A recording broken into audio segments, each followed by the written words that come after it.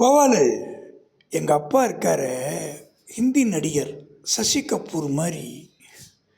சின்ன வயசு சசி கபூர் பார்த்துருக்கியா? அண்ணே, நமக்கு ஹிந்தி படம்லாம் தெரியாதுண்ணே. என்ன தான் பண்ணுறேன்னு தெரில, எது கேட்டாலும் தெரியாதுங்கிற அந்த ஒரு பதிலை கரெக்டாக பதிவு பண்ணுறேன். தெரியுங்கிறதுக்கு எதிர்பார்த்து என்னன்னு கேட்டால் அதுக்கும் தெரியாதுன்னு சொல்லிவிடுவேன். ஆமாண்ணா, அதானே அதுக்கு அர்த்தம். சரி, ஓகே, தெரியாமல் உன்ட்ட நான் சொல்லிட்டேன்.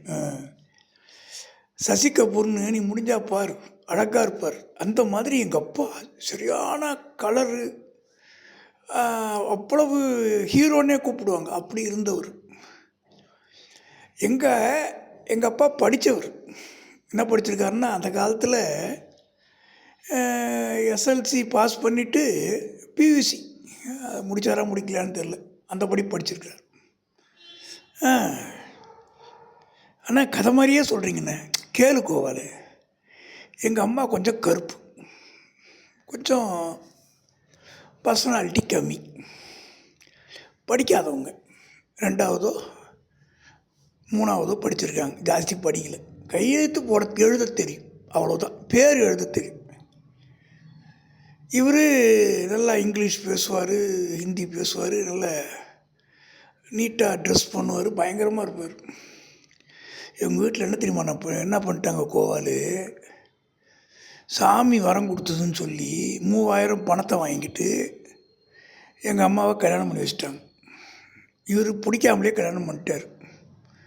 அழுகுறாரு கல்யாண மண்டபத்திலேயே. அப்போ அவருக்கு கடவுள் பக்தி அதிகமாக இருந்தது. அதனால் இவங்க என்ன பண்ணிட்டாங்க, எங்கள் அப்பாவோட அம்மா கடவுள் உத்தரவு கொடுத்துச்சு, இந்த பொண்ணு தான் நீங்கள் கல்யாணம் பண்ணணும்னு சொல்லிட்டாங்க. அவர் வேறு வழி இல்லாமல் கல்யாணம் பண்ணிட்டார். அப்புறம் என்ன, இதில் இன்னொன்று இருக்குது. எங்கள் அம்மாவுக்கு தான் கல்யாணம் பண்ணுறது ஸ்கூல் வாத்தியாராக இருக்கணும்னு ஒரு கண்டிஷனை அவங்க அப்பா அம்மாட்ட சொல்லி வச்சுருக்காங்க. நான் வேறு யாரையும் கல்யாணம் பண்ண மாட்டேன், ஸ்கூல் வாத்தியாராக இருந்தால் மாதம் கரெக்டாக சம்பளம் வரும், குடும்பம் நடத்துறது ஈஸியாக இருக்கும் அப்படின்னு. எங்கள் அப்பா ஸ்கூல் வாத்தியார்னு கல்யாணம் பண்ணிட்டார். டெம்பரவரி வாத்தியாராக தான் இருந்துருக்கிறார், ஹிந்தி வாத்தியாராக. கல்யாணம் பண்ணோடனே ஒரு வேலை போயிடுச்சு, அது வேறு விஷயம், அது அப்புறமா சொல்கிறேன். அவங்க போட்ட கணக்கும் தப்பாக போச்சு, இவர் போட்ட கணக்கும் தப்பாக போச்சு. அப்போ 2 பேருக்கும் வேறு வழி இல்லை, கல்யாணம் பண்ணியாச்சு. அந்த காலங்கிறதுனால வேறு வழியில் அனுசரித்து வாழ்ந்துட்டாங்க. இதுக்கப்புறம் இருக்கக்கூடிய இன்ட்ரெஸ்டிங்கான விஷயத்த நான் ஒரு காப்பி கூப்பிட்றாங்க, போய் காப்பி சாப்பிட்டு. அடிக்கடி போய் சாப்பிட்டு வரீங்க காப்பி, எத்தனை தடவை சாப்பிடுவீங்க?